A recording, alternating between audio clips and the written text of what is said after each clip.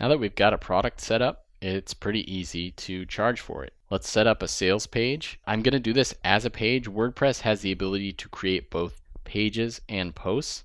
Now they're almost identical. It's really just the idea of setup. So a post is something that, generally speaking, is a little more timely. It's like blog updates, where pages are like persistent things. We want to have a contact page, right? That's going to live forever, whereas our post on this month's update, that really just needs to be in a list of chronological things. It makes a big difference how you set up your site with your theme and all of that, because WordPress can look any different number of ways. It doesn't have to look like a blog. That's part of the power of it. In this case, we'll just try and honor that setup and create a persistent page for purchasing the membership. Let's go up to New and select Page. I'm going to say this is just Buy Premium Membership as the title.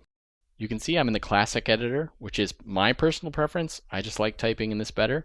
It also has the added bonus of the Wishlist Member menu showing up, but I just want to show you how this would look in the block editor. So I'm going to go into the plugins and the installed plugins and just look at the settings in the Classic editor. Go in here and say allow users to switch. Now if you're just going to use the Classic editor, you don't have to worry about this. But I'm going to do this just so I have the ability to show you what it looks like with a block editor. So I'll reload this page, and now let me switch to the block editor since that option appears.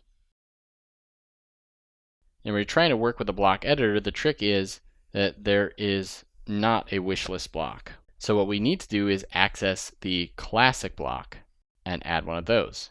When we click to focus inside of the Classic block, that's when we get access to the text editing options, which is where our wishlist member is.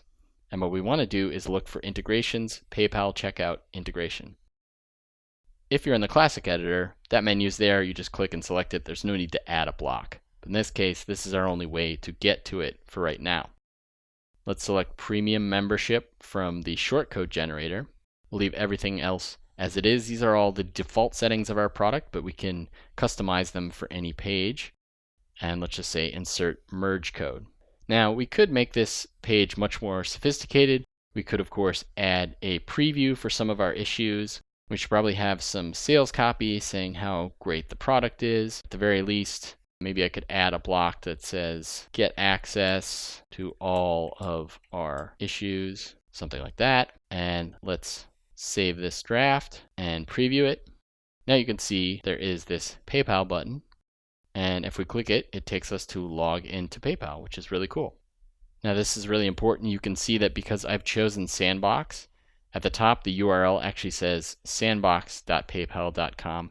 This is really important to ensuring that you're not actually going to get charged. So make sure if you're testing that it says Sandbox in the URL. So everything actually looks good. It's ready to go. Let's close this and publish the page. Now that it's published, let's click View Page.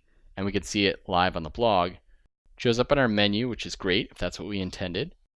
And this edit button is because we're logged in, so we won't normally see that. But now someone could actually buy from here. So let's test it out and see how it works.